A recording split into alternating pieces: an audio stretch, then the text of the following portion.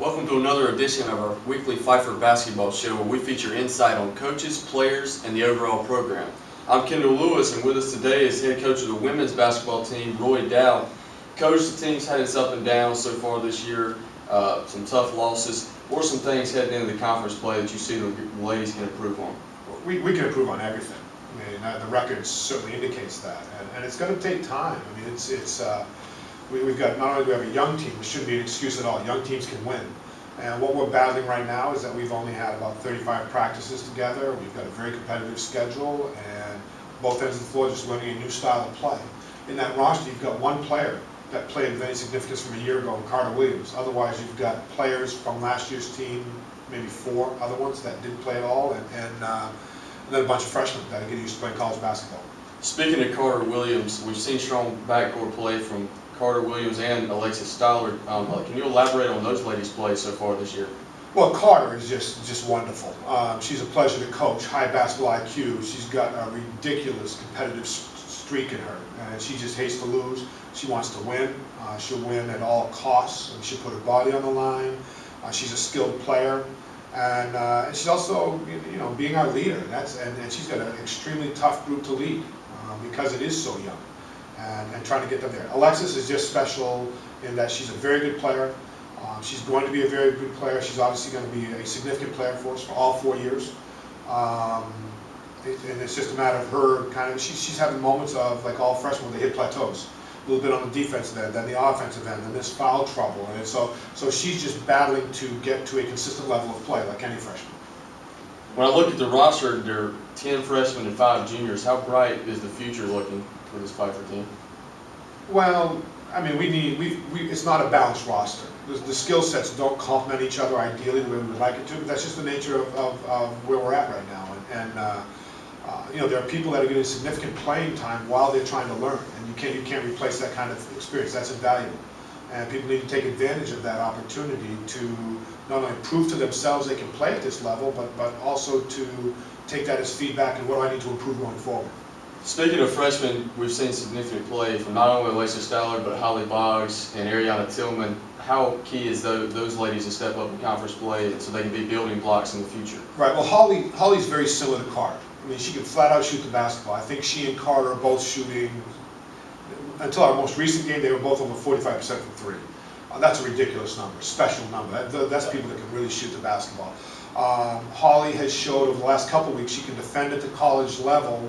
She's not the longest person on the floor in terms of her height, but she understands how to anticipate. She's been taking little pieces of game plan information and applied it on the defensive end of the floor. And like Carter, she's ridiculously competitive. And like Carter, she comes from a very highly successful high school team. Also, some size on this team. Lauren White, 6'4", Vivian Dorr, 6'1". You're being generous with Vivian at 6'1". maybe what's it like to have 5'11". Have some height like that and be able to contest shots in the paint? Yeah, well, I mean, that's Lauren. That's not Vivian at all. Okay, Vivian is got a skill set, and she does have some length, 5'11" plus or so. She can shoot the 3, stretch the defense. Vivian's like all the other freshmen. It's a very steep learning curve for her right now, but she's going to do okay. Lauren White, we're just getting 3 years of rust off her game. And just, again, in the last week, she was playing at a level that was not enough to contribute to us being successful. In the last week, you can see there's been a kind of a realization on her part of what she needs to do going forward and how to make this game better for herself and her teammates, and she's done that. Her big thing is just staying out of foul trouble and understanding that it's not necessarily a block shot that can be, kind of her calling card on defense, but altering shots, making them change their shots. Right, and speaking of Lauren White's progress, are you seeing overall progression at practice every day? Are they buying into your system? I know you're a first-year coach. Yeah, I mean, it's fitting those pieces together, and it's just we just played the 2 arguably the best teams in our conference, and we had 3 solid college defensive halves out of the 4. We had 1 lousy half out of those. That was a significant leap forward. Our defensive field goal percentage is decent, and what we're trying to learn about is how to run a college offensive possession and the accountability and how hard it is to get a college stop. I know it'll be about a month until your next conference game, and then you've got about 10 days until you play your last non-conference game. How crucial is that going to be, the practice time, for you and your coaching staff to get ready?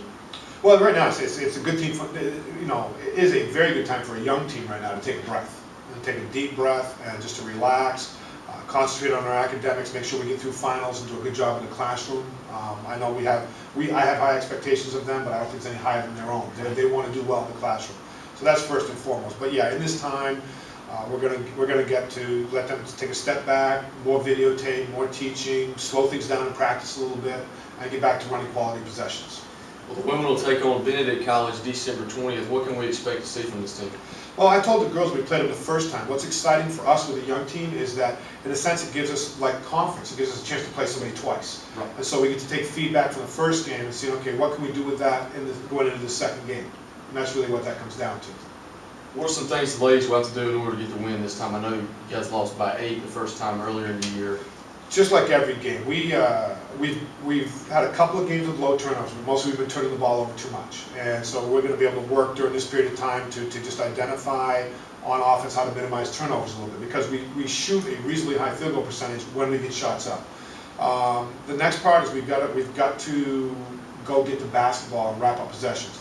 Our team field goal percentage defensively is very acceptable, but we have a problem getting pounded on the offensive glass. And so we've got to win the battle off the glass. Don't forget, folks, we'll be live from Murrah Gymnasium Tuesday night at 7:30 as the men's team takes on Barber Scotia in a non-conference battle. And then next Friday night, we'll be live on GoFalconSports.com where the women take on Benedict College. Well, Coach Dow, it was great having you. Look forward to talking to you all season. Pleasure. Thank you.